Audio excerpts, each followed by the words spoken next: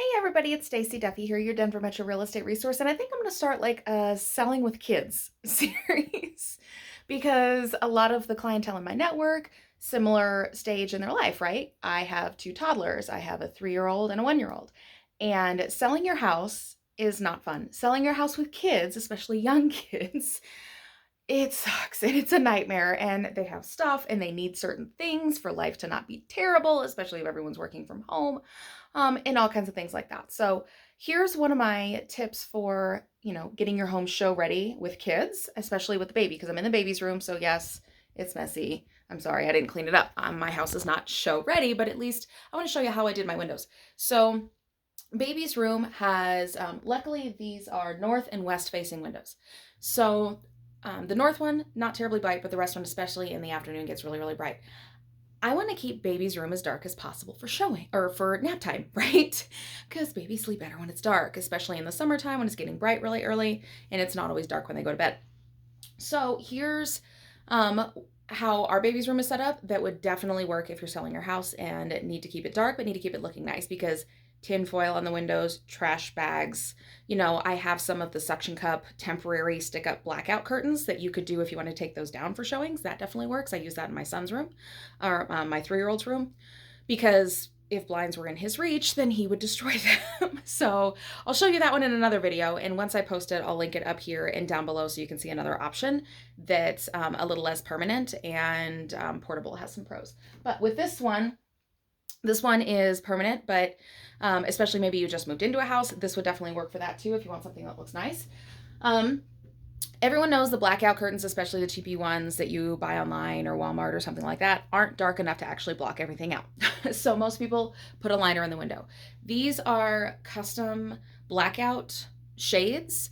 And just because they're custom doesn't mean they're that expensive, guys. I'll do another video on all the blinds in my house, and once I post that, I'll put that up here and down below as well.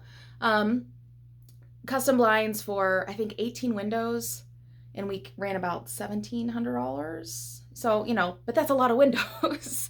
So, and we did the really, really fancy blinds. You don't have to do those. So custom cut blackout shades, if you order them online, especially with the sales and the coupons, you can probably get them between $30 and $75 to $100 a window if you want the nicer stuff. Go to Home Depot, go to Lowe's. They'll have some plastic headrails that they can cut at Home Depot and Lowe's for you, and cut them down to the size of your window, even the blackout ones, for probably about $18 to $25, maybe $30 a window. So it's definitely not as expensive as a lot of people think. And you can put them up yourself. They're 2 brackets, okay? Do some YouTube or searching on putting up blinds. They're not that bad, I promise. Please don't pay somebody 3 times what you're gonna pay for the blinds just to put them up in your window. So, but we've got these that come all the way down. And then you still get a little bit of the glow around the bottom, especially because I've got a crank out window. So, I can go down and over, but then I get the sun that comes down at the bottom, especially during that time.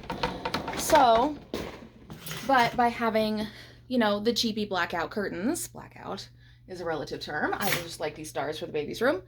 And I don't have them go all the way to the floor. But that actually blocks out just about everything. And I will show you how well that works. So this is with the overhead light off. So there's just that much natural light in this room because of this giant picture window, which I love, except when I'm trying to get my baby to sleep. So you see the little bit of glow. But when I close those curtains, I mean, it's not totally pitch black, but pretty close, guys. Like, it's really, really dark. So it actually is a nice way for you to have the pitch black that you need. And I would say for both, because I've got 2 windows here and I had a little bit of a fancy setup. I'll show you here in a sec with the corner curtains. Probably maybe $300 for the corner, between curtain rods, curtains, shades, and everything. It's a little bit more expensive, but if you're in average price point home in Denver right now is $700K. So, in a $700,000 house, spending a few $100 on a window to stage or get it show ready to where it can function for daily life, as well as still look nice when you want to open it up for showings. So the other thing I'll show you is, because I had 2 windows and one of them's bigger, one of them's smaller, they're kind of together. I did it as a corner window setup. So I'll have to turn on the light here because we're staring at here we go. We're staring at the window here. So my rule of thumb for curtains is I always hide my brackets. I'm going to flip this around so I can not hear. Inside the pleat of the curtain. So I always put a pleat over the bracket so you don't see it from the outside. The other thing that I did was I got 2 standard curtain rods. I think these were 3/4 inch rods. But you know, Ross, TJ, Home Goods, something like that, you can get them there. And then order these little corner connectors. And you can see that I hid the corner and the bracket behind a pleat. And these are standard size elbows or corner connectors. So that way I made it all one big curtain rod that has the 3 different curtains, or the 4 different curtains on it. So they got 4, yeah, 1 on each side. But it makes it look much more standard as far as, hey, it's nice, it's pretty, it's open, you can have curtains. But it's very, very functional for when you're going to sell and you want to be able to look nice and not have foil or have something else you have to take down when it's time to go, you know, get your house show ready and cleaned up. So just today's tip, if you're looking to sell here in the Denver Metro, obviously I would love to help. Love to help if you're looking to buy or sell.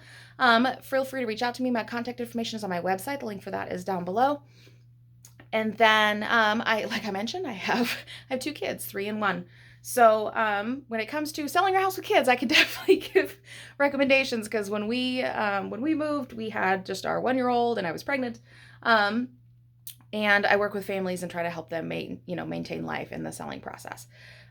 So anyway, thanks so much for the time. If you want a realtor in another area, or you want someone like me where you live, reach out to me. I have a great network of people. Right now I have about 225 agents on my US network list.